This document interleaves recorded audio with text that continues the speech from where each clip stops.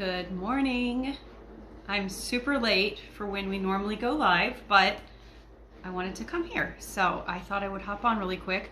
I'm kind of multitasking at the moment, but I thought it would be a good time. My dishwasher is running in the background, and so I cannot record my YouTube videos until that is done, so I figured I would hop on with you guys. So if you guys don't know the drill, I am here to answer your questions about passive income, any Q&A that you might have. So feel free to put anything in the comments below if you have any questions, and I will do my best to answer those. For those of you who don't know, my name is Wendy Jo, and I am trying to adjust my camera here.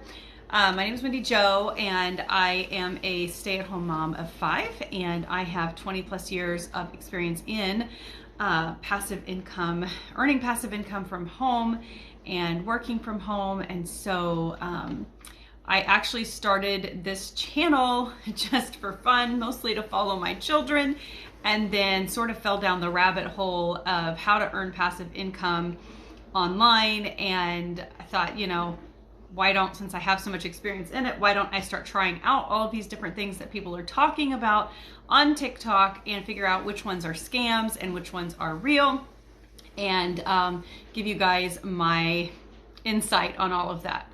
Good morning. So if you have questions about specific passive income streams, throw them in the comments. If you have specific questions about what you're doing and what I would do in situations, or just whatever, just throw your comments below. So my experience lies in several areas. I'll just kind of give you some background. 17 plus years on Etsy. If you don't know that whole story, way back down in my TikTok land, you can find the story of how we actually had our Etsy shop shut down for no reason, out of the blue, in the middle of all of this. So that's kind of been fun. But I have done, we've had a brick and mortar store. I have done just all kinds of handcrafted things that I sold from home, sold on Shopify, Equid, Facebook Marketplace, all those things. And we also do some investing, and we've kind of done a little bit of everything. So, and network marketing. I've done network marketing too. So, and affiliate marketing. Amazon. I'm an Amazon associate. I also do Amazon Kindle. So yeah, digital downloads, digital products. So whatever questions you have, just throw them in the comments,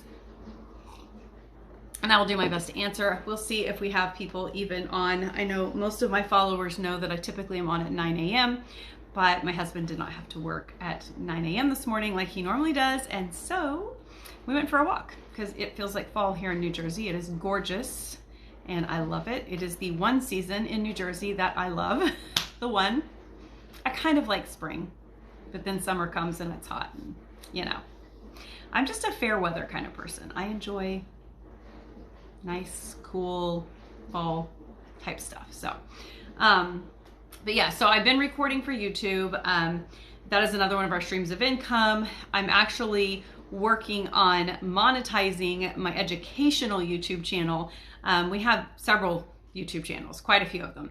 But I had never monetized my educational one because I didn't really use it very much. But then when things took off here, I decided to do more full-length tutorials over on my YouTube channel. So you can subscribe to that in the link in my bio.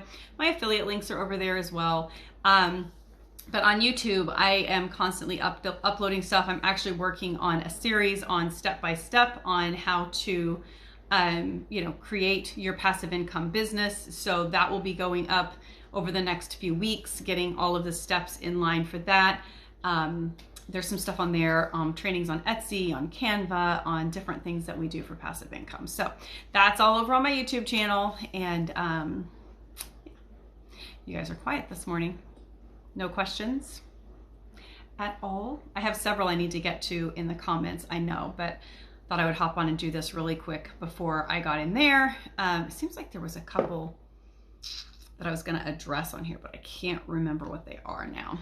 So, and I'm also not doing a very good job of multitasking. Do you know what I do see though? I'm sitting here, like this is totally random, but I can see that my 13-year-old son is online, like right here. I also see my husband, but I can see that my 13-year-old son is online, who is at school and should not be on TikTok at 11 a.m. So I'm thinking I'm gonna have to put a block on his TikTok for the school day. Looks like he's getting on there and having some fun instead of studying. So these kids, they don't realize that as parents, we know, we will find you. We will figure it out. So yeah, if you have questions at all, just throw them in the comments. Some of the most common questions I get, where do we get all of our streams of income from? So it is a combination of sales. We do a lot of different avenues of sales of products, sales of goods, those types of things. We do YouTube channels for passive streams of income. We have print on demand, digital products as well as physical products. So print on demand is obviously physical products, but then digital products, we have like digital downloads that are available. I do Fiverr. I have an account on Fiverr that I freelance with. And trying to think, of course, we used to have the Etsy shop, not anymore. Kindle publishing, KDP, on Amazon. I'm an affiliate for lots of different companies, which are great, just passive income, because you put the links in your bio, people shop. The one thing you will not see me doing is I am not selling any courses. Everything I do is completely free. It is here, it is on YouTube, and it will cost you nothing. And so if you want a training on something specifically, message me and I will do a full-length training for you on YouTube on exactly how to do whatever it is that you're wanting to do. So don't be afraid to ask, because I'm happy to do it. It helps grow my educational channel anyway, and I'm happy to just, help. So yeah, that's a lot of the streams of income that we have. I used to flip furniture a lot. So when we had our brick and mortar store, we would flip a lot of furniture, and I was the crazy lady that you would see driving around on big garbage day in our neighborhood looking for all of the gorgeous pieces of furniture that people were throwing out that just needed a new life. And I would be loading those suckers up in the back of my truck. I would take them home, and sometimes my husband and I both would work on them. Sometimes it was just me, but we would flip them and then turn around and either sell them in our shop, or I would sell them on Facebook Marketplace. So if you're creative and you don't mind doing some work to try to get yourself to that point where you can be earning, passive income on, with other streams, that's a great way. People flip furniture all the time. You just have to kind of know what sells and what it's selling for, and be able to, work that. But so yeah, there's so many different streams of income that you can do from home and make way more than you ever would sitting at a desk working 40, 50, 60 hours a week. I decided 20 plus years ago that was not for me. Not at all. Not at all, not at all. I don't like working for anybody but myself. And that's not like, maybe it is for selfish reasons. I just don't like people telling me what to do. Like, if I want to take a day off, by golly, I'm going to take a day off, and nobody's going to tell me I can't. So that is why I love working for myself. That is why I love passive income. And it's funny, I had this conversation with my husband this morning, because he, we do have all these passive streams of income, but he also does do work that is not passive, and he enjoys working. And I'm like, babe, with where we're at, maybe you could, like, I don't know, just stay home and just do all the passive stuff. And he's like, why would I want to do that? I'm like, I don't know, so that you can just do whatever you want. But he truly enjoys working. Kind of a workaholic, I think. So I don't get it. That's not my thing. I'm that person that, like, you see on, I guess it's on TikTok, I've seen it, that, yeah, they get started on one hobby, then like going one direction, and they get bored, and then they go a different direction. That's me. I'm the same way with my house too. I'm getting ready to redo the whole house because I'm tired of it. And gray is out, apparently, and my walls are gray. So this one's actually really dark gray, almost blue, and I don't like it. I didn't like it the day I painted it, but it was a can of reject paint at Lowe's. And when we first moved here 8 years ago, I was just doing whatever I could to redo the house because it was all yellow. The whole entire house, like a pale yellow. And I hated it. So, yeah.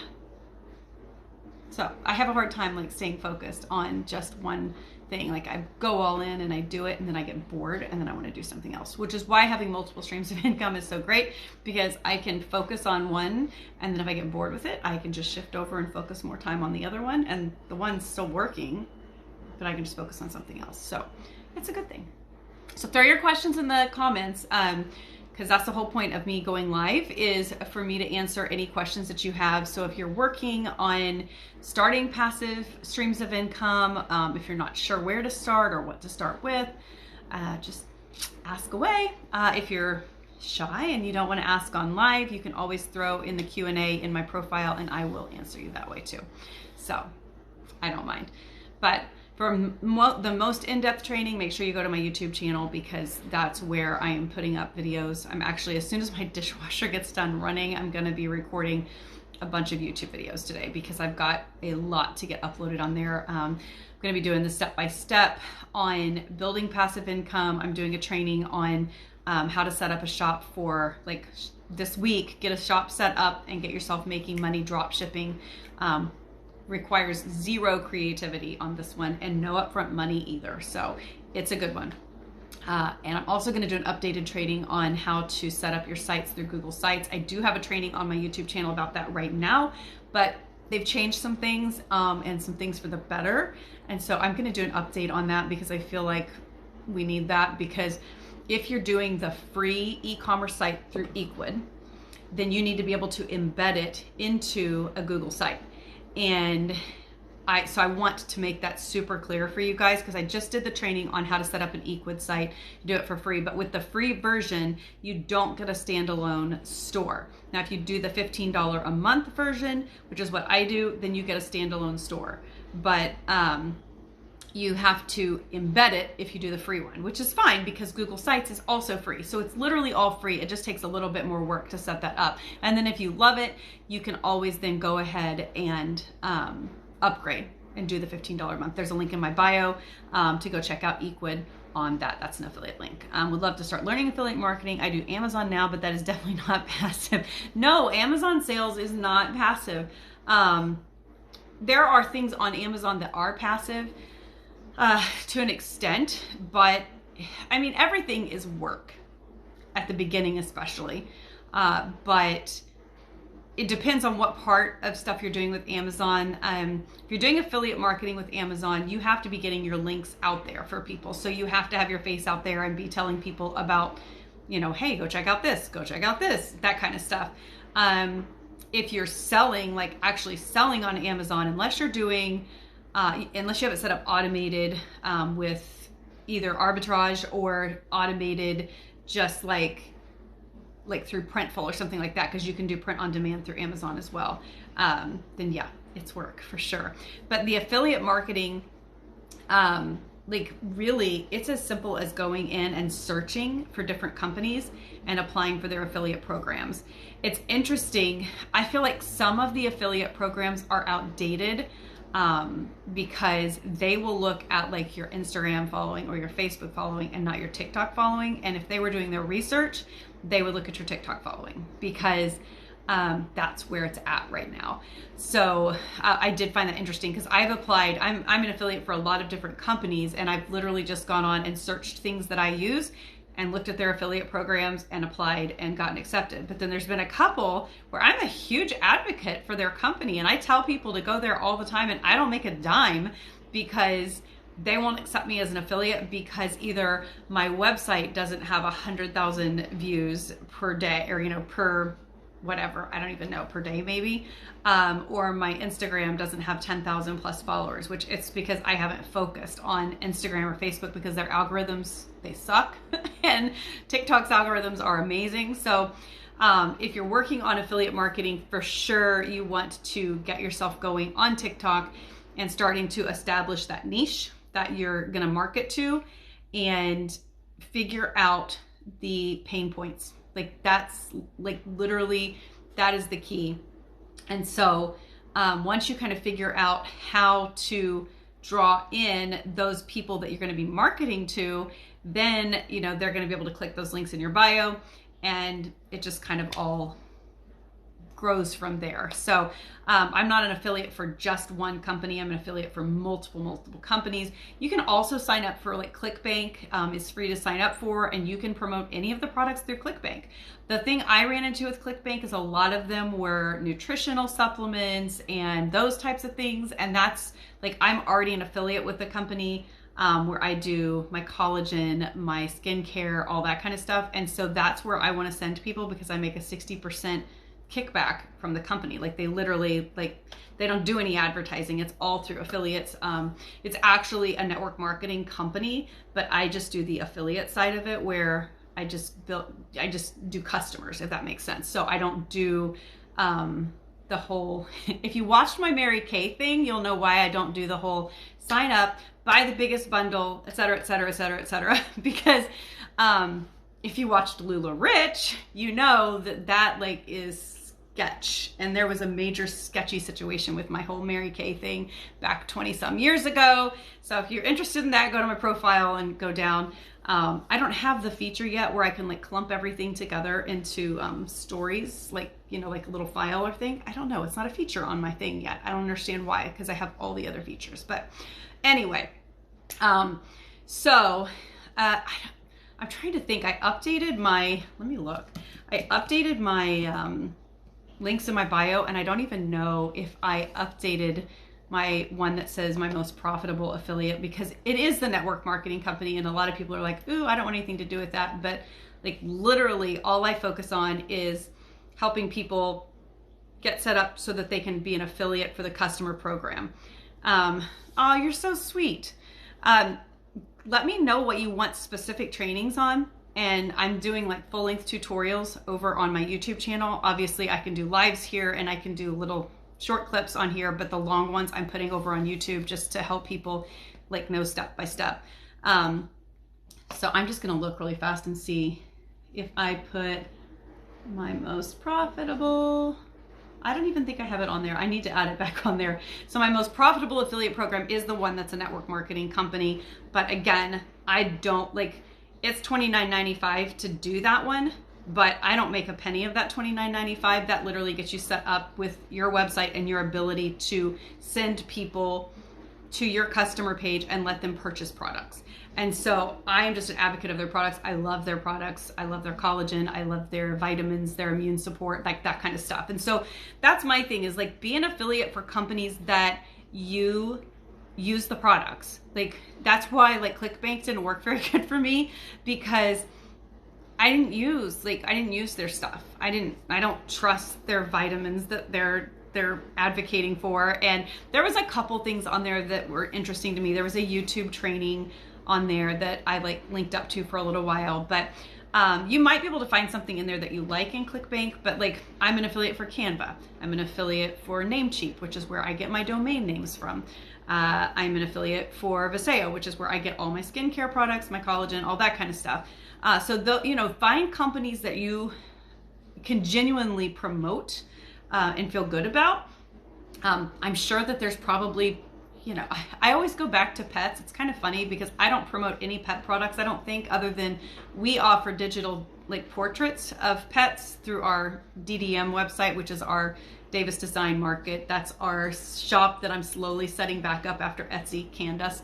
But anyway, I do digital pet portraits over there, but I don't do any other pet products. But pet products are huge. So if you have pets, you can make a TikTok about your animal that is like literally all about your animal. You don't even have to show your face.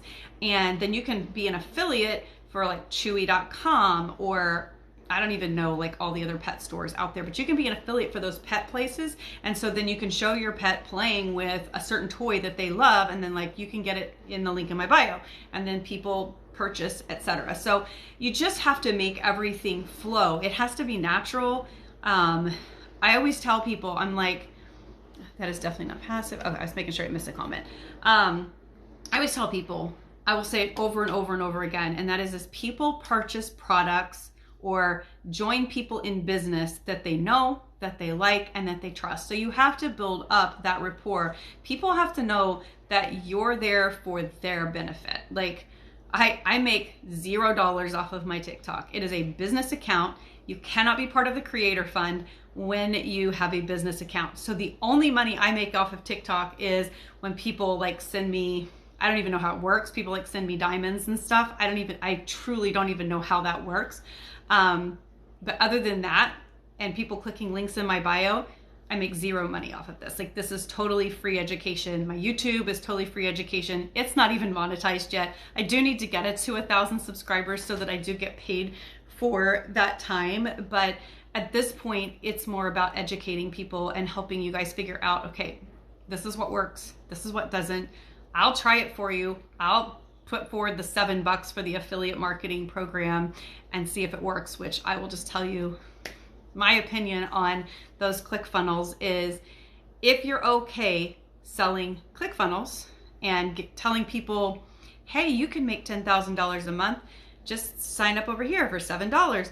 That's all you're selling, like literally. And then there's upsell after upsell after upsell. And anybody who tells you that that's not how it is either doesn't know, or they don't want you to really understand that. So, I mean, yeah, if you get 1,000 people a month signing up for a $7 course and you're making 20% of that or whatever, you're going to make some money. You're selling ClickFunnels. So if you're okay with that, that's totally fine. But if your end goal is to have, you know, passive income where you're marketing things that you actually like use and want to share with other people, then I would steer away from those. I do show you how to build free ClickFunnels. I'm also going to update that. So I'm updating the Google Sites, how to build a site on Google Sites for free on my YouTube this week. I'm also going to update how to do ClickFunnels for free, because I want to go a little bit more in depth with you guys with that, especially because I want to show you how to start with TikTok and funnel people to an end result through using the free sites on Google. So I'm gonna try to update both of those this week. I finally got my camera that my sweet husband bought for me some time ago to actually record video clearly. I could not, for the life of me, get it to record a good, clear, high quality video. And believe it or not, I went to YouTube and I watched a bunch of videos on how to get the settings correct to get my video camera. So YouTube is not dead. It is not oversaturated. You just have to be consistently putting content out there, and it is a great source of passive income too. So like, there's just so many things you can do. You just can't do them all. And I say that, and I've literally told you I do like 10 different things, but I'm also a stay-at-home mom with 5 kids who have all now gone to school for the school year. And so I have lots of time on my hand. And honestly, most of the stuff that I do is now completely passive, which is why I spend a lot of time on here training other people for free, because I mean, it's okay to charge people for training, but I will be honest with you, most of the people who want you to click the link in their bio and then sign up to purchase their training are making more money from the trainings than they are from what they're teaching you how to do. And that's how it is. And I just think it should be free. I think everybody should be able to benefit. I think YouTube is great because it's one of those things that literally costs you nothing to go follow somebody. It costs you nothing to watch a video, and yet it benefits that person. And there's just so much educational stuff on there. There's funny stuff on there. Like, the sky is the limit with YouTube. One of the things I've seen people advocating for on here with YouTube that I'm going to give you a little warning about is using the common, I'm trying to think of what the word is now, common something license. So there's a standard YouTube license, and then there's common, I can't think of the other word, common creator license? Common Creative Commons, I think is what it is. But anyway, so what they're doing is they're taking funny videos or inspirational videos that are already on YouTube. They download it. There's a special thing, I think it's yt1.com, I think is what it's called, where you can download YouTube videos for free. Just copy the link. And they take the sound and they change it just a little bit. They make it their own, and they upload it to their own YouTube channel. So, in and of itself, not illegal. But what can happen with that is YouTube can come in and say, you didn't change it enough, or this isn't actually Creative Commons licensed, this is actually copyrighted, and you get a copyright strike on your YouTube channel and you don't get monetized, and they can shut your YouTube channel down for breaking the rules. And so you can reuse videos, you absolutely can, but you just really have to be careful doing that. Know that that your sources of what you're doing are for sure able to be used by you and not going to be infringing on any copyrights. So if you're doing like TikToks, so I've seen a lot of people doing this, they take funny animal videos off of TikTok, they download, an hour's worth of them, right? And what they do is in the comments, they actually credit each and every single TikToker on there. I don't know. Like, I kind of am on the fence about that, whether it's completely legal. They are giving attribution, but you don't technically own the rights to the video. You're attributing it. If you take the sound out of it and you add your own commentary, that is changing it, which kind of gives you that Creative Commons license, but you just have to be careful. So I would say if you're experimenting with that, set up an entirely new Gmail, brand spanking new, and do not make that channel part of your main email account. Because like I have my main email account and I have all of my multiple channels underneath of that one email. So you can add channels and just have one email inside of YouTube.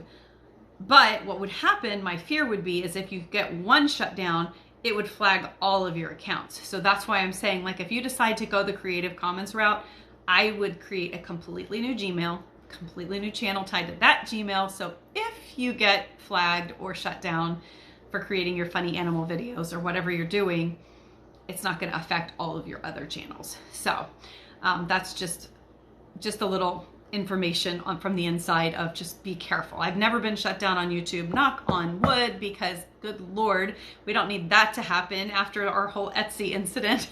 I'm like, oh my gosh, nothing else can shut down this year. It's just not allowed. So, but that's why I'm such an advocate of having multiple streams of income, because if something crazy like our Etsy shop getting shut down after 17 years happens, we're fine. Like, I'm not stressed about it, because I mean, yes, it's inconvenient because now I've had to set up a whole new website and you don't have the Etsy marketing Etsy's just really good at marketing. They just are. If you search for something and Etsy sells it, it will be the first thing that shows up on your Google search page. They are really, really good at it. I've definitely looked into copying their SEO and figuring out how to make my products show up whenever people are searching for stuff to compete, but it's a lot of work. And I don't know how much time I really want to put into that, because it's not one of our biggest streams of income.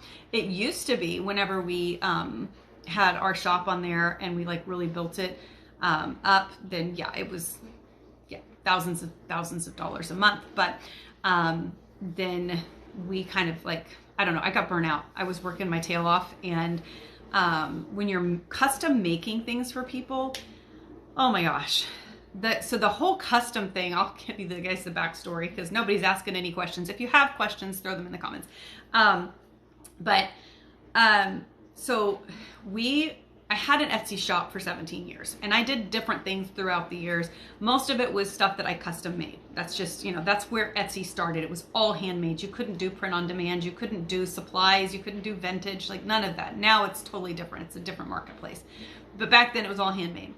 And so through the years, I kind of, you just like interior design changes, so does what's trending, what's popular, what's selling, those types of things. And so through the years I changed and ended up really landing and doing well with a couple of different things. I was flipping furniture, believe it or not, and selling it on Etsy.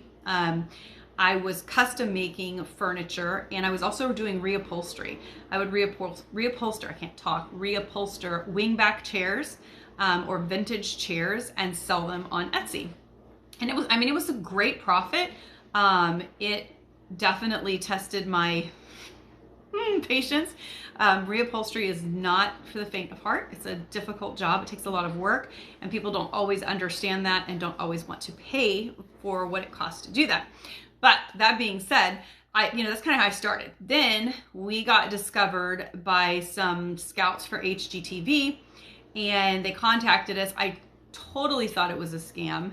And I'm like, they actually contacted us 2 different times. The first time I completely ignored them because I thought it was a scam. The second time, which was several months later, probably another full season later, they contacted us again, and they're like, we really want, you to talk with us about being on one of our shows. And I'm like, all right. So my husband and I talked to them and ended up interviewing and getting, recruited, whatever, to do flea market flip with them. So we went in, did flea market flip. And this was all because we were discovered on Etsy from the flea market flip people. And we did the show. And after we did the show, we're like, let's open a store. So we did a test run during Christmas at the mall. We rented a kiosk from Black Friday all the way through the end of the year, and sold our custom made farmhouse signs, farmhouse decor, that kind of stuff at the kiosk, and did really well. So we opened our brick and mortar that following, we rented the place in January, opened in like March, I think. And that's where we started our brick and mortar store. And we did that for a full year.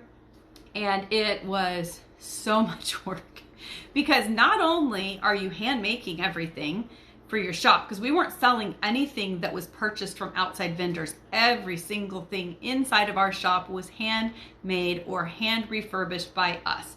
And then we started having people come in and they're like, hey, would you redo my grandmother's, 100-year-old chest? Which is a little heart-wrenching because you're like, oh my gosh, what if we screw it up? Because it's, it's one thing to pick up a dresser off the curb and flip it. It's another thing to take a heirloom piece and redo it for people. So that was terrifying, very stressful. And then we found that people didn't want to leave. I mean, some people would buy the things in our store, but more times than not, they would come in and want us to custom build things for them. And so it became almost like this furniture building thing. Well, we're running the store and we couldn't build in the store. So then we're out there, as soon as the store closed, then we would come home and we're building all the furniture and we're redoing all the things and all the pieces. And we live in a neighborhood with an HOA. So we had to stop making noise at a certain time. We couldn't make noise before a certain time. And so it ended up being my husband running the store a lot of times and me at the house doing the refinishing in the building, or if we'd flip flop. It was insane. So running a brick and mortar, not passive income. It is 24/7 work. But I got our name out there more in the community, and we still have people that come to us and they're like, do you still do your signs? And we do not do the wood signs anymore. I wouldn't say that the market is oversaturated, but styles are changing. And so even in my own house, I have a lot of farmhouse decor, but I'm flipping it more towards modern farmhouse decor. I don't know how we got on design from talking about passive income, but I guess the journey. But anyway, so designs change. And that is, another reason that we kind of switched over to print on demand stuff, because I'm like, t-shirts are kind of always in style if you can come up with good designs. Digital downloads are always going to be popular if you can come up with good quality digital downloads. And it doesn't have to be a planner or a calendar or something like that. It can be like content. You can create content that might take you a few weeks to create, but if it's good content, people are going to purchase those digital downloads. You could do 30 days of easy freezer meals, or 30 days of keto recipes, or whatever, an exercise journal, and those types of things. So digital downloads are huge because they truly are passive, because on whether you're selling it on Etsy or on Equid or on Shopify or whatever, it's done. You spend the time designing it, you get it uploaded, and that is literally it. You may have some customer service issues if somebody doesn't know how to download a digital download, but that's it. It's so hands off. I do love digital downloads. I don't have very many. I only have a couple on my website. It's I have our two, our journals, the 365 day and then the 12-month calendar that people can just print out. And then we have our pet digital download portraits, which those are fun. People love their pets. And so they just, the way it's set up, people send us an image of their pet, and then we remove the background and we turn it into this awesome looking professional portrait. and they can hang it up like they would. I mean, people treat their pets like their children, like they are their children to them. And so it's a huge market. And so I do that. I also offer that on Fiverr. And on Fiverr, like I will offer to, I don't have very much up there right now, but like remove backgrounds for people, or I can even do voiceover work. Like there's so many things you can do. You just have to figure out what you like, what works for you, and then put all of your attention towards developing that. Then once you have that developed the way you want it, then start branching into another stream of income. And that's where, most millionaires have at least 7 streams of income. 7. So that's just something to keep in the back of your mind. You don't have to start all 7 at once. And you don't have to start when you're 20. I see these 25-year-olds out there that are already millionaires, and I'm like, that's awesome. I mean, I wish we had figured all of this out way back then. That would have been super cool, but we didn't. We figured it out. I'm 47, so there you go. That's when we figured it out. Was probably, I don't know, probably 10 years ago. So we were in our 30s. So, but we scaled our income to where now we make that multiple 6 figures. My goal is to shoot for $1 million next year. That's never a goal that I had before, but we're very big about giving back, and having 5 children also, it requires quite a bit of money when they go off to college and those types of things. And so our daughter is getting married in December, so we if you follow me very long, we pay cash for everything. So we've been paying cash for her wedding in December in Florida. It's a destination wedding. We've rented a house down there for the month of December, so we'll be moving down there with our family for that. And that's something that would not have been possible without having multiple streams of passive income. Like that's the ultimate goal, is to be able to just pick up and say, okay, we're just going to go work from Florida for December. So we're doing Christmas in Florida. We're going to take the kids down to the Keys while we're there, and just do some fun stuff. Probably may do Disney for a day. Our kids, they kind of go back and forth on Disney, but they'll do it for a day. What kind of things do we do for passive income? We do a lot of different things. I've gone through several of these. Let me try to organize my thoughts so that I can go through all the different things. So I do affiliate marketing. We do invest, which investing is something that I think after you've got a couple streams of good passive income, you can take the extra from that, and you can go and invest. And when I say invest, I'm not talking about trading short, like penny stocks, which we did do that for a little while. But what I'm talking about is investing in like more of like a nest type thing. Like there's multiple stocks in there, and you kind of leverage that. So we have that. We do print on demand. We do digital downloads. We do, just sales of regular items. We do drop shipping. I used to do coaching, but I felt like it went across, it kind of crossed with me wanting to do all of the free training stuff. So I still do offer that on the side, but I don't have links to it. I don't offer that because I want all my training that I advertise on here to be completely free. So I do the YouTube channel. YouTube is another stream of income for us. We have multiple YouTube channels, and I'm doing trainings on those as well. I said YouTube, affiliate marketing associate. Susan, I am going, as soon as we get off here, I'm going to add the link in my bio for the affiliate marketing program that I talked about. That's the most profitable affiliate one. That's the one that costs, but I don't make money off of that. When you do that, you get set up with a customer site, and you're able to promote products. So you can look at it and see if it's something that you're even interested in.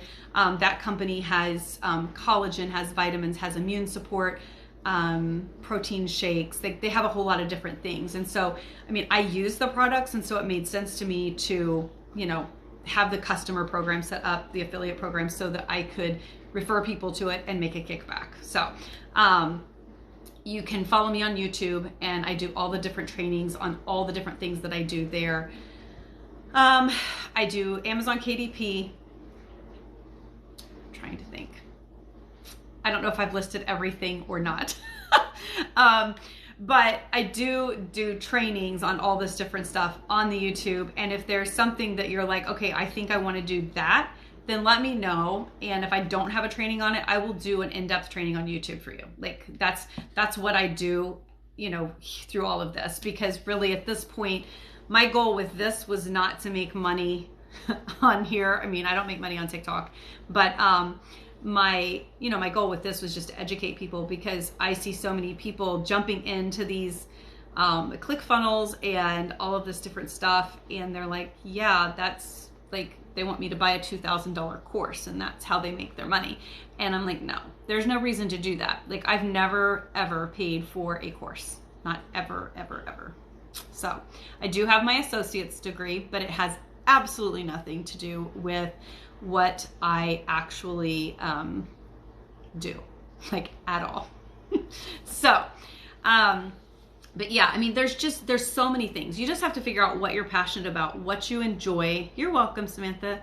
How long did it take? You have to have 1,000 followers on TikTok to go live. And so it's kind of a funny question, because when I started my TikTok, I did it so I could follow my kids and make sure they were behaving themselves. And one night back in June, I think it was, I made a video because I fell down the rabbit hole of all of these passive incomes, right? And because we believe in multiple streams of income, I was curious. I'm like, oh, well, maybe there's more out there that we should do. Which one that I want to do that we don't do right now is Airbnb. And I really want to do Airbnb arbitrage. There's a lot of good videos out there about that. But they do make it passive, but there's a lot of front end work to get to that passive point. So that's on my list for next year, 2022. I want to do Airbnb.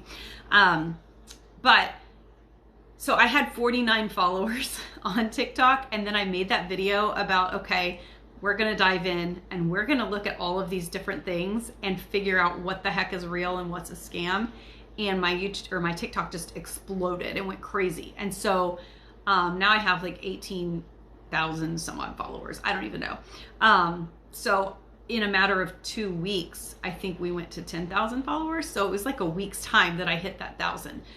So, you know, if you can get a topic that people want to talk about, you know what people are doing on here like crazy is the true crime stuff. Oh my goodness. I got sucked down that with this whole thing with the girl that went missing with her fiance, which is so, so sad. My heart goes out to her family. It's just heart-wrenching to see stuff like that. But literally social media is what solved the case and figured out, didn't solve the case yet, but it's what figured out where she was. Like, they found her body.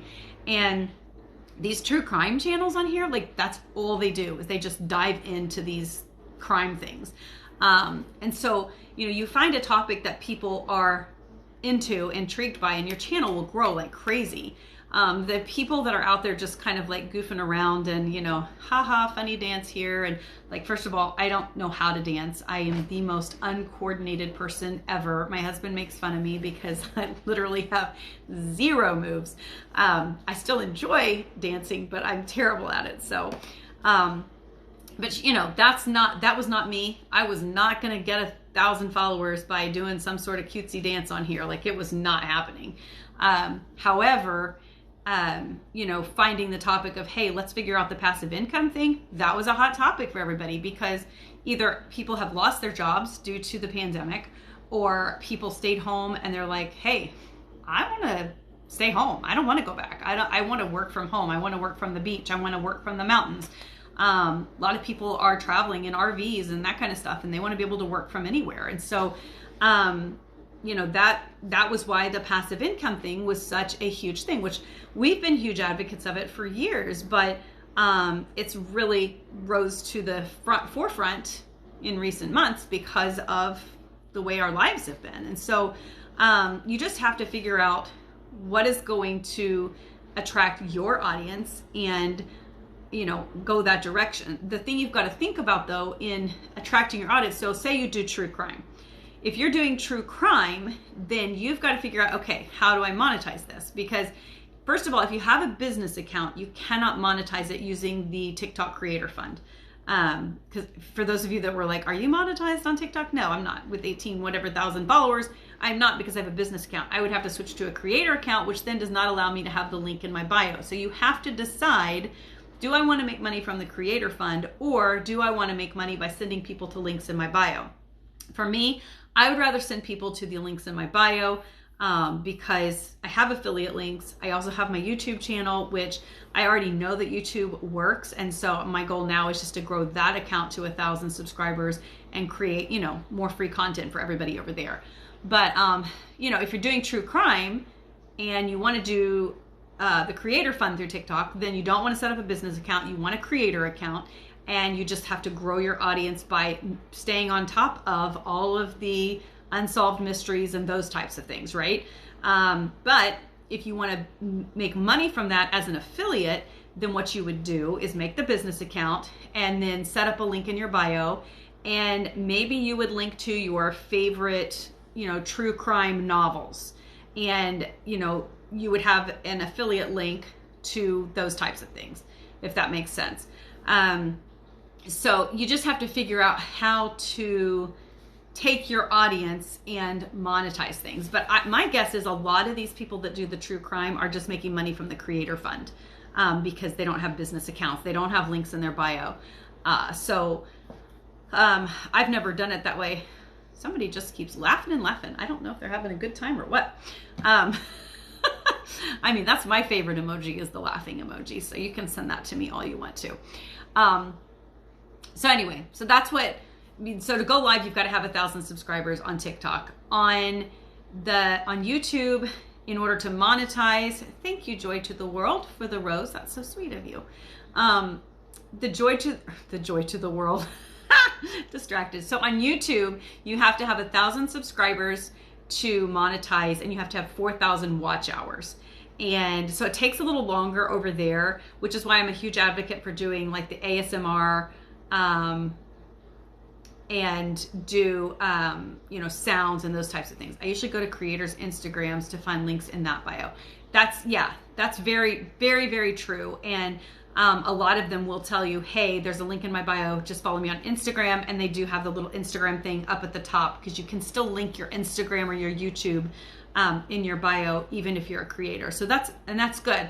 ASMR is like, I don't know what it stands for, what the acronym is, but it's like satisfying sounds. So like crinkling paper, or it's visually satisfying. Like people, like, this is gross, but people like watching people like pop like blackheads or ingrown hairs or stuff like that. Like that's ASMR. People like to watch or listen to those types of things. Some people might consider them not satisfying sounds.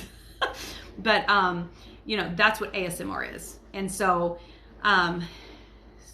if somebody knows what ASMR stands for, please put it in the comments, because I don't know. I'm sure it stands for something, but I'm sitting here trying to think of what it might stand. Thank you. I knew somebody would know. Autonomous Sensory Meridian Response. Thank you.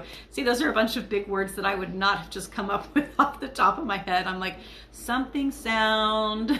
That was my first thing. So yes, thank you. So yeah, ASMR videos are huge. And on YouTube, you can create those. You can create just sound, just visuals.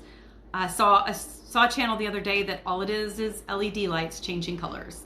And it's not even LED lights. They've literally just taken blocks of colors through the rainbows and slowly faded them one into the other, into the other. It's complete silence. There is no sound to the video at all. It's just those color changing lights. And apparently people turn that on at night and they watch it. I have no idea what that is. Thank you so much, Mickey Bade, for the rose. So sweet. I still don't understand all of this, but okie dokie. So yeah, so ASMR, we have a channel that does ocean sounds, rain sounds, waterfall, nature. Another good one that we do is with affirmations and manifestation. So it's like the sound of the ocean, and then you have the video of the ocean, and then quietly in the background you have someone saying a manifestation.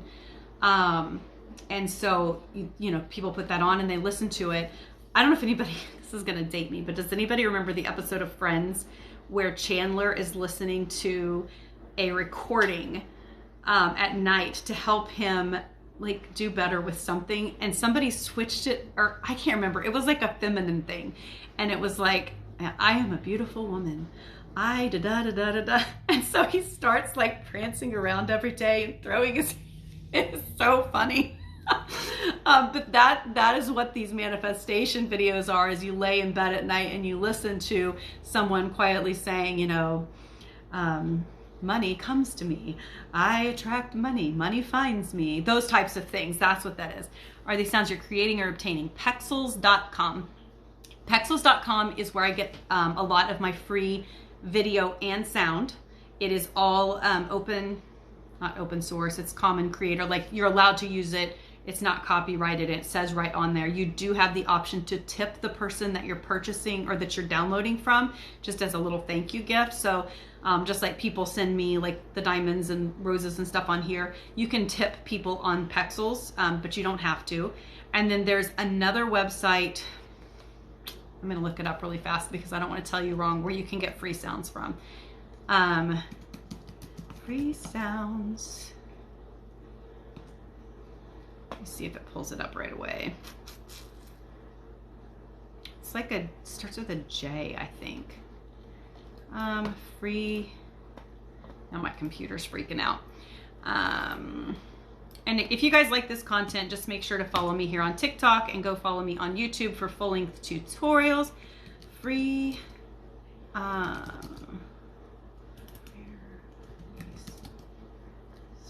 I'm gonna see if I can find that website really fast for you. I know there's several out there. Soundbible.com, Epidemic Sounds. I haven't used those. I'm trying to find the one, SoundJ, that's it, soundj.com. And they have free, royalty-free sounds that you can go to. What's the fastest way to grow the ASMR videos? Just post regularly. Like that's it. Use good SEO. And you're welcome. Good SEO. I use TubeBuddy on TikTok, or not on TikTok, on YouTube. There's a free version and there's a paid version. I use the free version. I may upgrade and get the paid version, honestly, because I've got so many different channels growing right now that I want to make sure that I'm optimizing them. But TubeBuddy, TubeBuddy. And when you install that, then what that does is you can go in and you can search for a rain sound video. Find the one that pulls up that's got 17 million views or whatever. And then you can see how they have used tags on that channel. You can see what tags they've used in each video. Then you can see like their title, their description. And you want to mimic what they're doing, because obviously if they've got 17 million views, they're doing something right. And so just like I've taught you guys on Etsy how to find the best tags and stuff over there, if you haven't seen that, it's over on my YouTube video on how to get those bestseller tags. There's the same thing on YouTube. I have trouble with making descriptions and keywords. Will TubeBuddy help? Yes. TubeBuddy helps with the keywords and stuff. And I would just read some of the descriptions. I tend to make my descriptions kind of funny on our sound channel, just because, I don't know, it's just kind of entertaining to write goofy stuff along with a video that's supposed to be like so relaxing, and I don't know. Plus, the more words you use in your description, the higher it ranks you, especially if you're using keywords that people are searching. So that's, you know, use 10 hour for sleeping, relaxation, meditation, studying, baby sleeping, like different things like that, but you want to incorporate that into your description so that when people are searching, it's going to help pull that up. You can also hire somebody on Fiverr to help write your descriptions for you, and it won't cost you very much. But I would say just give it a whirl and play around with it. And can you simply copy and paste description tags and keywords? You can, but you're going to want to change a couple of things so you don't get in trouble, because a lot of the channels will say everything is copyrighted and those types of things. So you're going to want to change up, especially if you're copying a description, you're going to want to change that up a little bit. But the tags and stuff, you can totally use every one of their tags and put them in yours. Like, unless they're using a copyrighted, like on our channel, we use, as one of our tags, we use the name of our channel. And so that's copyrighted. You can't use that name in your tag. I could come after you and say, hey, you're trying to pull my audience by using the name of my channel in your tags. I don't know how much that stands up in court, but it is a copyright issue. So that's the only thing I wouldn't copy is their actual name. But I mean, like, if their channel is, I don't know. Okay, so there's an animal channel out there called Mr. Mouse. And so if I want to use the word Mr. and the word mouse in my tags, and I'm all about animals anyway, I'm not going to get in trouble for using those. I'm just not going to put them together all in one tag. I'm not going to use the tag Mr. Mouse. I'm going to use the tag Mr. and I'll use the tag mouse, but I'll probably also use the tag dog, cat. Maybe I'll put Mrs. I mean, you know what I'm saying? Like, just be careful so that you don't use any of those copyrighted tag words. I mean, the biggest thing you don't want to do is get a copyright tag or copyright strike from YouTube. And so there, you just never know which channels are out there searching to see if you're copying something that's copyrighted. And so you just want to play on the side of caution, because honestly, if you're uploading at least once a week, I try to upload at least twice a week on my aesthetics sound channel. I try to upload once a week on my YouTube educational channel that I'm currently building. So like, I'm only at 300 and some followers there. So I've got to get almost 700 more followers before I can be monetized. And I've got to get that 4,000 watch hours, which the 4,000 watch hours is over 365 days. So, you know, that, and it's rolling. So it's not like January 1st to December 31st. It's a rolling 365 days. So if you have some video that goes viral and then nothing else happens, eventually you're going to lose that monetization if you aren't continually putting up new content. So you just want to be consistent. I mean, I think with anything with passive income and building a business, consistency is the key, and just not quitting too soon. People quit way too soon on themselves, and they just don't let things build and give it time to grow. I think that that's the important thing to remember, is it just takes time. And even passive income isn't passive at the beginning. It's going to take work to get it done. And so if you're, if you're looking for a get rich quick and, make $1 million by the end of December, that's going to be tough to do. I mean, I'm sure there's people out there that could make that happen from September what day is it? September the 20th until December 31st. I am sure that somebody out there could do it. But my guess is if somebody's going to be able to make $1 million in 3 months, they probably have a good chunk of change to invest in something to make that happen. And this is my channel. My trainings are all about starting with zero or next to zero and being able to build from that and optimizing each stream of income so that you can be making, because if this stream of income is making $1,000 a month and this one's making $3,000 a month and this one's making $5,000 a month, before you know it, they're all coming together and you're making $10,000 a month, $20,000 a month, $30,000, $40,000, $50,000. Like, it just grows and grows and grows. And so, yeah, it's fun, and it's fun to watch it happen, and you just never know what's going to be it for you. And that's why I just encourage you to keep creating, keep figuring it out. Look and see, what are people watching? Where do you get the most views? Where do you get the most traction on your links? If you're using, so I use beacons, which is what my link in my bio is. And you see at the very bottom, I think, is the option for you to try beacons. It's free to use it. And it has analytics. So I can see which of those links people click the most. And I can see what days of the week people are clicking the most links. It's the same on TikTok with my analytics. I can look and see when are most of my followers watching my videos, what times of day, when I post at different times of day, what picks up and what doesn't. Now that my following is as big as it is, I don't really pay as much attention to when I post.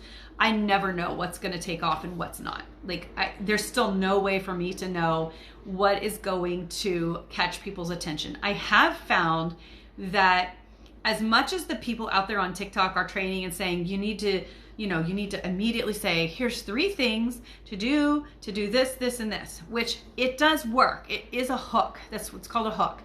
It's just like if you're reading a newspaper article or a magazine article, it's called a hook. You hook people in. But I get just as much, if not more, traction on stuff that is just genuinely from the heart. When I am just talking to you about, look, you know, this is how it is for me, and this is, you know, this is what we do, and answering people's questions. I get just as much, if not more, traction on my videos when I'm just being me and just being honest with you guys and talking to you guys as I do with a step 1, step 2, step 3. You know, you don't know. And I do have a couple that are like that have gone crazy, like how we made $10,000 a month on Etsy. Then I did another video on how we scaled to, I can't even remember, scaled to 100,000. I think it was scaling to $100,000 a year. Got like not even 1,000 views. So you just never know. And then the one on Etsy was like, I don't know, 10, 12,000 views or something, you know. So you just don't know what's going to pull people in and what people are going to be like, no, don't care. Like, you just don't know. So, okay. Can you simply copy, paste descriptions? That was the last question. Okay, I think that's all the questions. I know there's a lot of you guys on here. My phone is at 9% and I don't have my charger down here, so I'm gonna have to go so that I can plug in my phone. I am uploading multiple YouTube videos this week, more than I typically do, because I'm trying to kind of update some things. So how to do the free site on Google, how to do Google Forms is gonna be on there, how to embed your Equid account into there, all for free, so that you can sell. I'm also going to do a quick video on what you can sell through drop shipping for the holidays and make money like quickly, because this is the time, like, you want to get that up and running right now. And I will add the link in my bio as well to my most profitable affiliate program, which I'm just going to say this again as a disclaimer. It is a network marketing company, but I am not asking you to go sign up and buy a $4,000 package, because that is not what I'm about. I don't make any money off of you signing up. It's, you pay $29.95, and that gets you the ability to have your own website to sell the products they have to offer, and then you choose what products you're going to offer. If you go that route, I will touch base with you and show you exactly how to set it up once I see that you have gone through and signed up for that program, because I don't want you to be like, okay, I signed up, now what the heck do I do? I will help you with that. So that's my most profitable. I will add that in the link in my bio. YouTube link is in my bio. Let's get that to 1,000, you guys. Like, it's dumb that it's not at 1,000 yet, honestly, but that's my own fault, not your guys's. Like, I just haven't promoted it at all, and you have to tell people, hey, it's there, go do it. What do you use to record your desktop and edit your videos? Oh gosh, okay, 8% battery left. I'm gonna try. If I lose you guys, I love you all. So I have an old school, I say old school, it's a Canon EOS Rebel T3i. It's an older camera, but it works great. I can record high quality video with it. None of my YouTube videos that are up there right now are recorded with it. The new ones that are going up this week will be. I use a free video editor right now. I will be switching to Final Cut Pro when I get my iMac and my laptop and stuff, but right now I use a open source software called VideoPad Video Editor. And it is completely free to use. For home use, you have to pay a little bit to use it for commercial use. There's other open source video editing softwares out there. I just like VideoPad Video Editor the best for my computer, because my computer is kind of ancient right now, and so it can only handle so much, but it allows you to put in multiple tracks of video, do picture-in-picture, overlay, those types of things. I also create my subscribe buttons and all that kind of stuff inside of Canva. There's a link for Canva over there. You can try Canva Pro for free for 30 days through that link. So VideoPad Video Editor, but Final Cut Pro is my favorite by far to use, just because of the versatility of it. My iMac died though, like, it was from 2010 and it was used back then. So it just reached its limit, I think, with its capabilities. And so I am using VideoPad Video Editor. It's in a NCH Suite, but I think if you search VideoPad Video Editor or something like that, it should pull it up. But then I just upload the videos. Before, I was using my phone. So you don't have to have anything fancy. My videos just are not as clear on YouTube as I would like them to be, because I was using my phone, and the quality is just not as good. It's not an iPhone.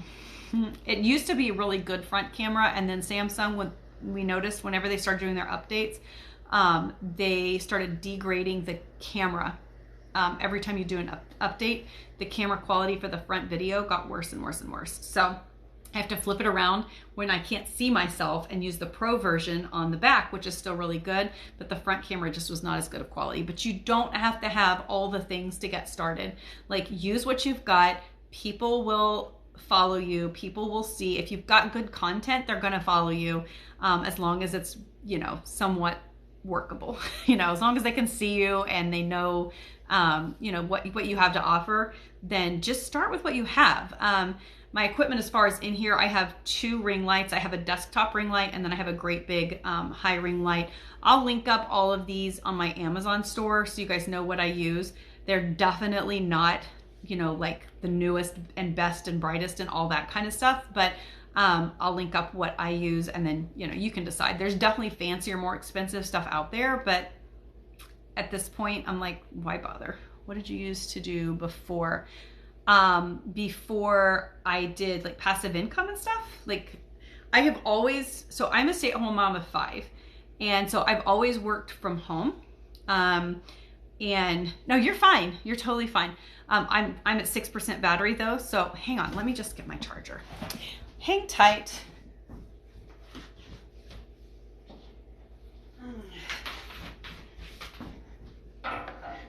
Yeah, don't look, I'm in my shorts and on the bottom half, and my somewhat nice sweatshirt on the top. I'm definitely not dressed up for the occasion here. So before I went to school, and I got an associate's degree in, nobody laugh, so in biblical theology and world mission. And so that's why I say I don't use my degree at all. My husband and I were full-time youth pastors for most of our lives. So I did use my degree in that aspect, but as far as business stuff goes, I have learned as I've gone. So I have no business degree. It's all been through 20 plus years of working for myself and everything I have learned from that. And that's another reason why most of the time I don't charge for my stuff, because I don't have a bunch of letters behind my name. I did look at going back and like getting degrees and stuff, but I'm like, at this point, I just kind of am like, either you take me at face value, you know, you learn from me, you realize that I'm not trying to make money off of you, I'm just giving you free content. And so, you know, I figure, why mess with getting all the letters behind my name at this point? So it's just not been an aspiration of mine. But so if you're just wanting to get started, I'm guessing Ellen does makeup. Aw, Ellen does makeup. So I would say go back through and look at some of my TikToks and see some of the ideas that I talk about. My YouTube channel, I have a lot of just the basic trainings of things that you need to know how to do with different work from home things. But we talk about digital download, print on demand, setting up an Etsy shop, selling on Shopify or Equid. There's just so many different things. The thing I tell people to get started, used to do makeup, now my son needs me home. Yeah, well, you know what? I started Mary Kay 20 some years ago so that I could stay home with my kids. And if you go back a few TikToks, you'll see the whole thing that went down with my Mary Kay thing, which I did that because of the whole Lula Rich thing that I was watching on Amazon. And I was like, oh, that story sounds familiar. So I shared my Mary Kay story. So anyway, that's kind of a rabbit trail. But yeah, so I started doing this so I could be home with my kids. We have 5 children. Like I said, we were in the ministry for most of our lives. And so my husband, you know, we moved a lot. It's kind of like the military. Like if the senior pastor leaves, then the youth pastor leaves. That's just kind of how it goes. And so I needed a job where I could pick up and take it with me and not have to start over. So I started years and years ago before Mary Kay with I made diaper bags, because do you guys remember like the super fancy diaper bags that were like all the fun different prints? I think it was probably Vera Wang probably started the whole trend, would be my guess. But none of us could afford Vera Wang back in Oklahoma. So we did, you know, all these fun prints. And so I started making diaper bags. I knew how to sew because I was in 4-H as a kid. So I started doing those. I would do craft shows and sell my diaper bags. And then I started doing like linens. I would do cloth napkins and table runners and tea cozies and those types of things. And then I started selling bibs, or doing bibs. So there was a company I found, I want to say it was on Craigslist. Did that exist? Maybe it was in the wanted ads in the paper. I don't even know that Craigslist existed back then. It was years and years ago. But they wanted to send you all of the parts to these bibs, and you sewed the trim on the bib, and you I think you stitched or something, the little pattern, and then you sent it back to them. And then if they liked your work, then they paid you. That's how it worked. It was crazy slow process, but this was back before people had computers. This was, I guess people probably had computers. We didn't have computers. Internet was not really a huge thing back then. And so, you can do just about anything. But now with the way that social media is, what I teach you to do is, I think TikTok is where it's at for starting your, getting attention for your business. So you need to create a channel, and you need to figure out your niche, what you want to do, who you're going to market to, what products you want to promote, whether you want to do affiliate or print on demand or digital. So you just kind of have to narrow it down. And then I would say try a few different things and try to market them. And the big thing I can say with using social media is don't just talk about your products. Don't sell. You want to attract people in by providing free content for them. Add value. You always want to add value to people's lives, because they're going to start scrolling on by you if all they ever do is seeing you selling this and selling this. But if you're adding value, then they're like, oh, that's interesting. And then they're going to check out the links in your bio. Oh, she sells this. I'm going to try that. So, it's just kind of it's a funnel, but it's a free funnel. I don't do paid click funnels at all. Okay, I'm looking back through here really fast. Started Rodan Fields when my kids were babies. Now they're both in elementary school and I can stay home. That's awesome. Yeah, I'm a huge fan of network marketing if it's done right. That's the key. So my Mary Kay story, if you go watch that, not done right. I was not trained properly.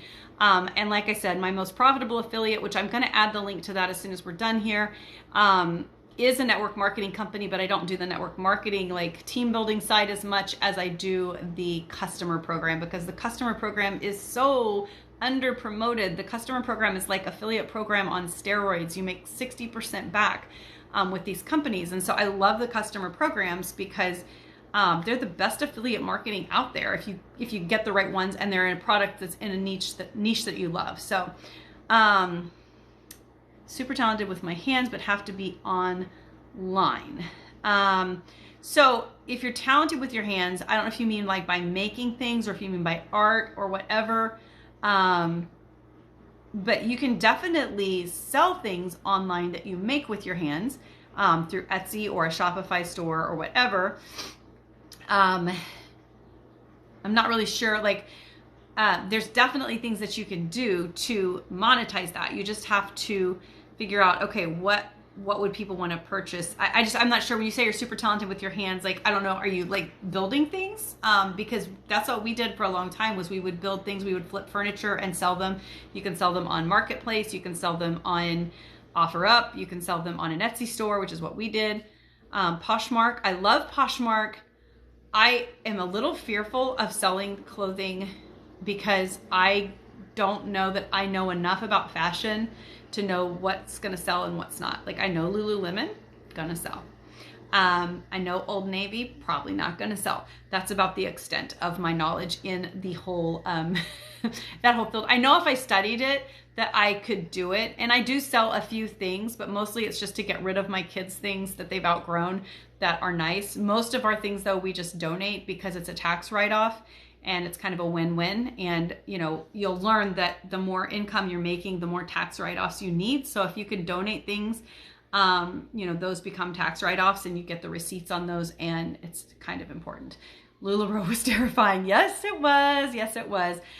So my experience with Mary Kay was very similar. The girl that, you just need to go watch the videos. But the girl that signed me up, number one, signed me up illegally and I didn't know it.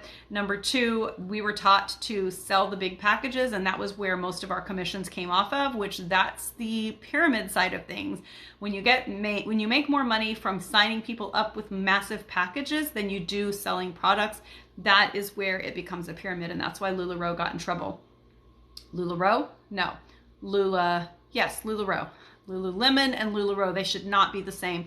Products only. Yes.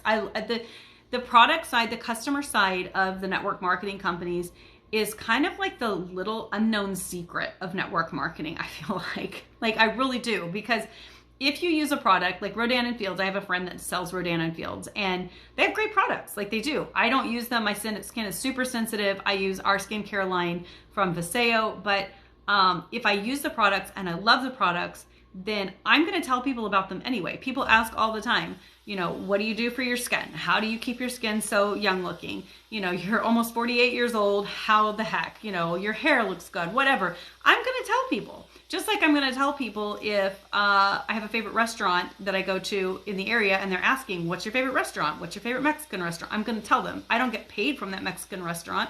If I buy something at Target and somebody sees my pillow or whatever that I bought, they're going to be, where'd you get that? And I'm going to tell them, but I don't make any money from that. And that's, so affiliate marketing, whether it's a network marketing company or whether it's, you know, Canva or whatever, it's still, you know, you're recommending products to people. And so I love the customer side because there's no ickiness to it. I don't feel guilty asking somebody to sign up for $4,000 worth of product that they may or may not use.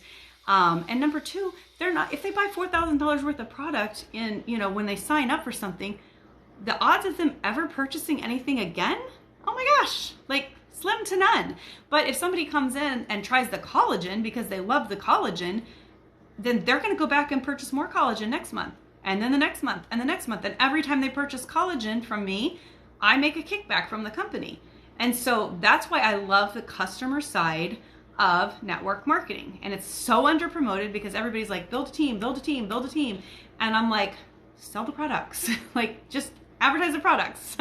So I add those into my links in my bio, just like I add in my Canva affiliate link, my Equid link, my, you know, all that kind of stuff. Which, by the way, if you have an Equid account, you can refer a friend, you get a referral link, and you make a 20% commission anytime somebody signs up for a thing. And they don't even make you apply. So there's a freebie for you, affiliate program. Okay, sewing, baking, etc. Okay, yeah, so with sewing or baking, any of those things, you could totally set up an online shop with that, like easily. I would say if you don't know the basics of that, go to my YouTube and start looking through those videos, because I walk you through several of those types of things. And if there's something specific that you want me to do a training on, just message me and I'll do a training. So I can, you know, kind of help walk you through that. And you flip furniture too, there you go. Furniture flipping, let me tell you 2 secrets I found with shipping furniture. We shipped through 2 different ways. We used Greyhound freight, believe it or not. You can ship things up to a certain size underneath of a Greyhound bus for so cheap. So cheap, like $50 across the country, so cheap. So you just have to make sure it's packaged well. We would get the big rolls of, it's not saran wrap, but it is saran wrap. It's the giant rolls of it though that they use for packing, to wrap stuff up to protect it. But we would ship underneath of Greyhound buses. It's a little bit of work because you had to take it to the Greyhound store or Greyhound, what's it called, station, and, you know, drop it off and all that kind of stuff. But I can't remember the name of the site that we would go through, but I think Bus Freighter, maybe it's what it's called, busfreighter.com. I'm going to add the link in my bio really fast for my most profitable one, because I took it out just because people get weird about network marketing, but I'll add it back really fast for you guys. But yeah, I used them. And then the other thing we would do was, I'm trying to think of the name of the company. It's been a while. It's another freight company. Logistics. But basically we just shopped around and found places that would ship, and it was usually about $200 to ship something across the country. And we literally, so we were shipping these 60-inch or more long pieces of furniture that we custom built. They were consoles, like for TVs, entertainment centers with sliding barn doors. Like, it was the whole thing custom built. We would ship them on pallets, and you'd have to buy those ratchet straps for every shipment. So we would charge about $400 for shipping, which included our time to get it on the pallet, strapped on, packaged, They would come directly to our house and pick it up with a semi truck right here in our little HOA neighborhood, load it up and ship it across the country. It was, and it cost us about $200, but we charged $400 because you have to charge for your time and you have to charge for what it takes to get it ready to go, which meant the saran wrap stuff, the bubble wrap, the ratchet straps to hold it in place. We used pallets underneath because that way when they use their forklifts, it doesn't damage your furniture. We learned that the hard way. We did have one that got completely shattered in shipment, but we insured everything, so it was not an issue. And then we would ship it across the country. So you can definitely ship furniture, which sounds crazy. Yes, it does. Old Navy sells great because people know the brand and their size. Really? See, now this is why I don't sell on Poshmark. Because I thought that it wouldn't sell because it's so cheap already, like to buy just at the store. I'm like, why would people pay for, my hair's doing funny things, guys. Why would people pay for it? But okay, so if you want to know about selling on Poshmark, go follow I Know Amy because she sells on Poshmark and she knows what she's doing. And Amy, thank you for all the hearts or fingers or finger hearts. That's what they are. I'm not sure what yes yuck was for, but I'm sure it was something I said, probably about the recruiting stuff.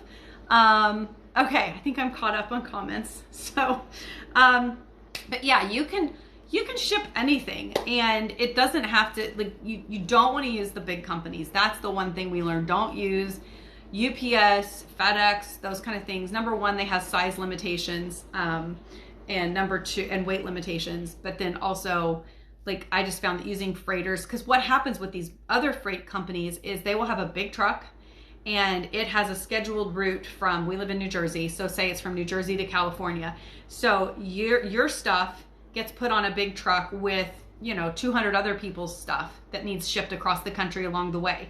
And so they put you on this whole docket of, okay, this is all going on this truck. And so then they go around, they pick up your stuff, they load it all onto the big truck, and then as they go across the country, they drop things off. And that's how it works. So everybody's kind of basically crowd sharing a semi truck across the country. And it's way more economical. Stretch wrap, thank you. Thank you to whoever said that, TSM Supply.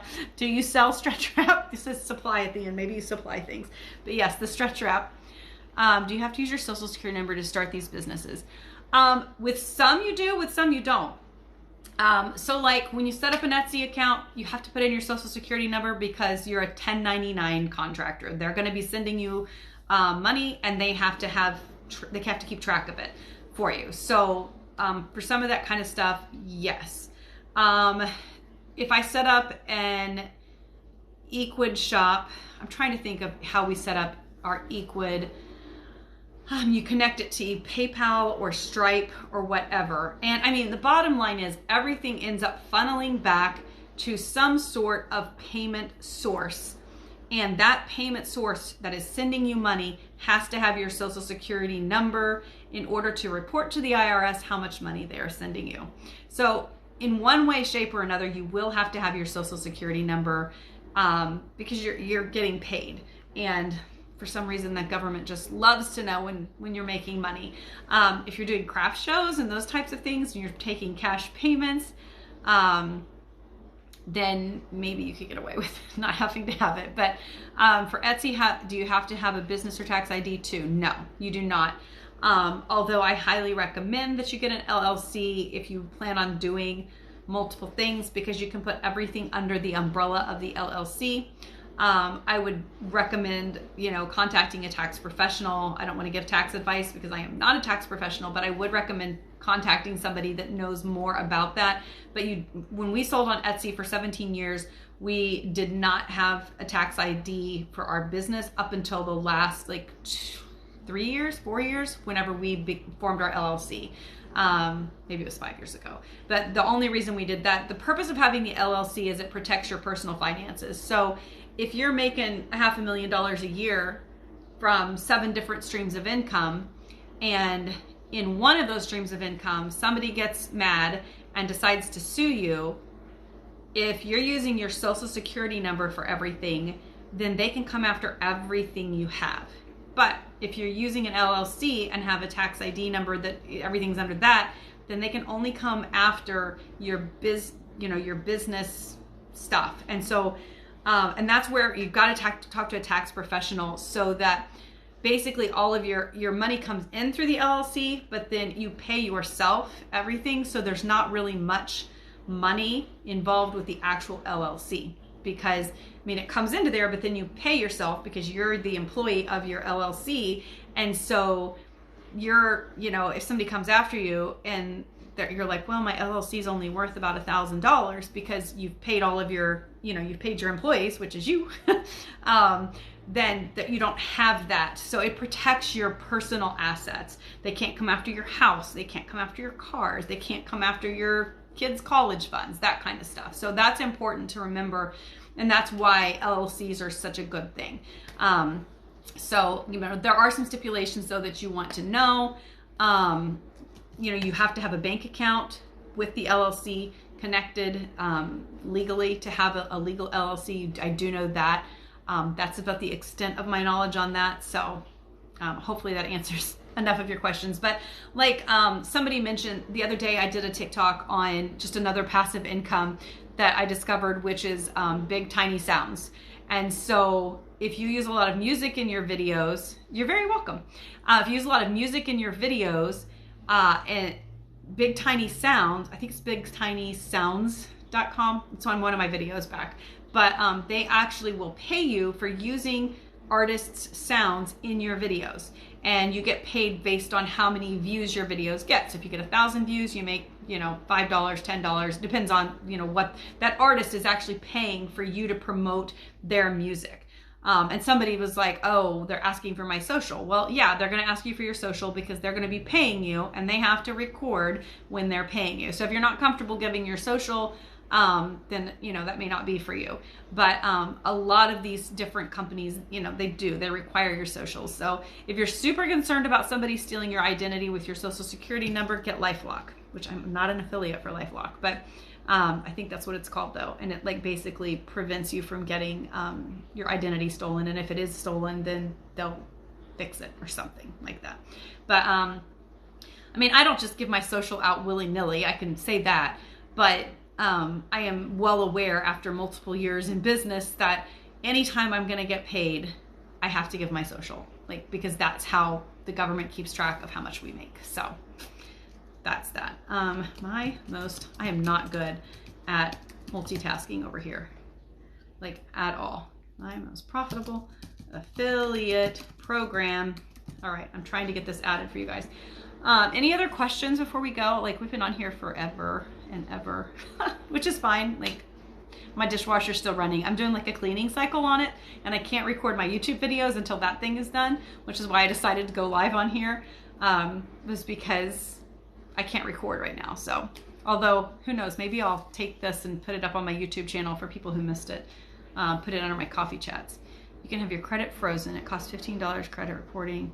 That's a good point. I forgot about that. You can have your credit frozen, and that way, basically what you have to do is anytime you're going to make a big purchase, then you have to call or write in or something to get it unfrozen for that purchase. But that's a good point. That way nobody can go in and take your social and go buy a house or whatever with it. So that's a good point. I completely forgot about that. $15 credit reporting company, and so $45 for the 3 different credit companies. That's smart. That's good information. So you're very welcome. I'm glad this is helping. Please put it on your coffee chat. I missed the beginning. Okay, I'll put it on my coffee chats on YouTube. I have a whole bunch of coffee chats, and I started to upload them, and then I'm like, nobody cares. But then I'm like, well, maybe they do. So I'll put it over there. At $15 to be unfrozen. Okay, yeah, that's not a bad expense, honestly. In the grand scheme of things, $15 to unfreeze your account so that you can purchase, make a big purchase. Because I mean, unless you're going out and applying for, oh, you're so sweet, thank you. Unless you're going out and like getting credit cards all the time, which if you follow me, I'm going to tell you, don't get credit cards. Just don't do it. We spent the last year and a half paying off old credit cards from years past that, we had just let sit there kind of thing.